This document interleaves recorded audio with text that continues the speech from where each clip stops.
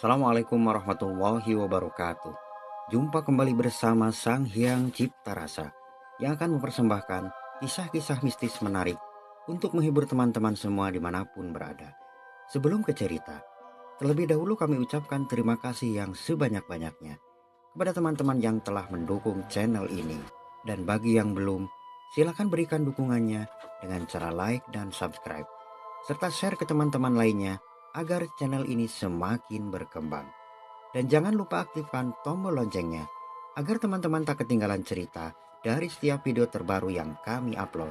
Untuk menjaga privasi dalam cerita ini, nama tokoh dan tempat kejadian telah kami samarkan. Apabila ada kesamaan cerita, nama tokoh dan tempat kejadian mungkin hanya kebetulan saja. Malam-malam setelah meninggalnya Mbah Buyut sangatlah mencekam. Ada suara-suara aneh di dalam kamar mendiang Mbah Buyut. Bahkan yang paling menakutkan, ada suara orang yang memanggil-manggil minta makan. Padahal di sana tak ada siapa-siapa. Nah, seperti apa kisah selengkapnya? Kita simak saja ceritanya. 7 hari berlalu, setelah Mbah Buyut Kakung meninggal, rumah itu kembali sunyi dan hanya ditempati oleh Mbok Parmi dan anak-anaknya. Sebelum ke inti cerita, kami jelaskan dulu tentang Mbah Buyut. Mbah Buyut adalah sebutan untuk orang tua laki-laki kakek yang meninggal di usia lebih dari 100 tahun. Sedangkan kakek telah lebih dulu meninggal di usia 70 tahun. Dan Mbok Parmi adalah putri kedua dari kakek. Jadi Mbok Parmi adalah cucu dari Mbah Buyut. Sedangkan kakak dari Mbok Parmi juga telah meninggal dunia. Jadi keluarga Mbah Buyut hanya tinggal Mbok Parmi dan 2 orang anaknya, serta anak-anak dari kakaknya almarhum. Seperti wasiat Mbah Buyut almarhum, jika rumah itu diwariskan pada Mbok Parmi. 2 orang anak Mbok Parmi saat itu sebut saja Tono 20 tahun, sedangkan adiknya sebut saja Joni, berusia terpaut 2 tahun dari Tono, yang bekerja serabutan demi membantu perekonomian Mbok Parmi. Malam itu adalah malam ke-8 setelah meninggalnya Mbah Buyut.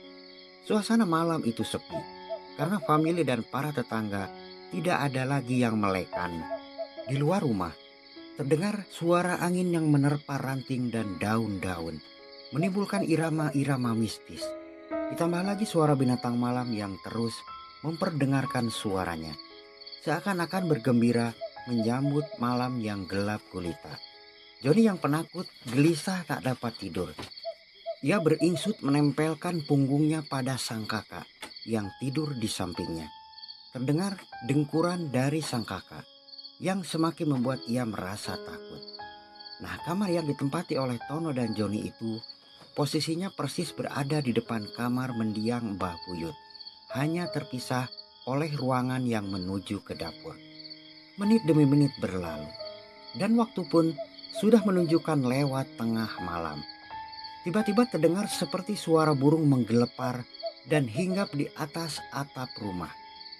Lalu terdengar suara, sepertinya itu suara burung hantu yang bagi Joni sangat menakutkan. Belum juga habis rasa takut itu, tiba-tiba terdengar sayup-sayup dari kamar Mbah Buyut. Suara orang yang memanggil-manggil, "Jon, Jon, aku lapar."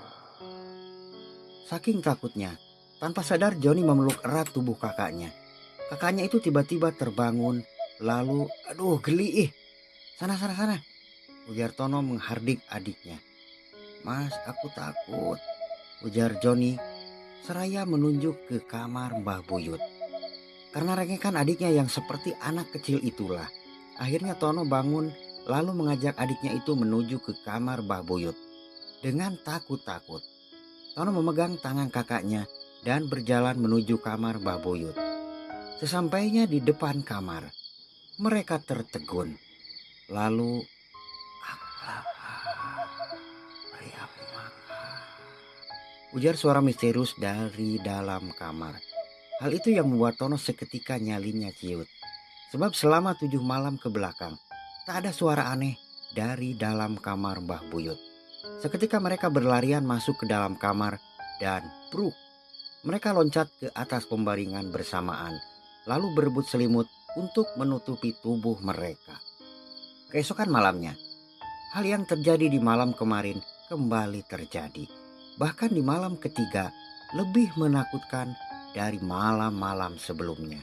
Tiba-tiba mereka dikejutkan oleh suara seperti benda berat yang jatuh di kamar Mbah Buyut. Sontak saja mereka terbangun lalu saling berpandangan. "Dari sana," ujar Joni sambil gemetar. Tono segera bangkit dan mengajak adiknya itu untuk memeriksa ke asal suara. Ia khawatir jika ada orang jahat yang masuk ke dalam rumah. Berjingkat-jingkat, kakak beradik itu menuju ke kamar Mbah Buyut.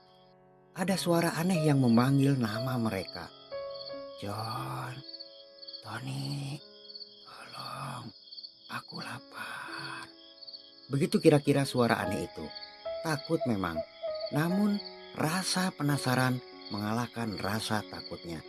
Tono segera membuka pintu kamar Mbah Buyut yang tak terkunci. Tak ada siapa-siapa di dalam kamar. Hanya alat-alat tidur mendiang Mbah Buyut yang terlihat rapi dan bersih.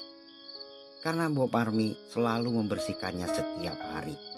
Aneh, jelas-jelas mereka mendengar suara dari dalam kamar itu.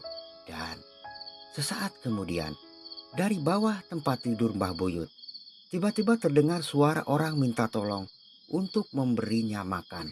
Aneh. "Tolong, aku lapar." Sontak mereka mundur dan memperhatikan kolong tempat tidur Mbah Buyut di mana suara itu terdengar. Nah, karena takut, mereka lalu berlarian ke kamar ibu mereka. "Mbok, mbok, mbok, bukan mbok."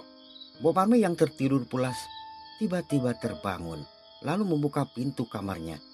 "Ada apa, Le?" ujar Mbok Parmi.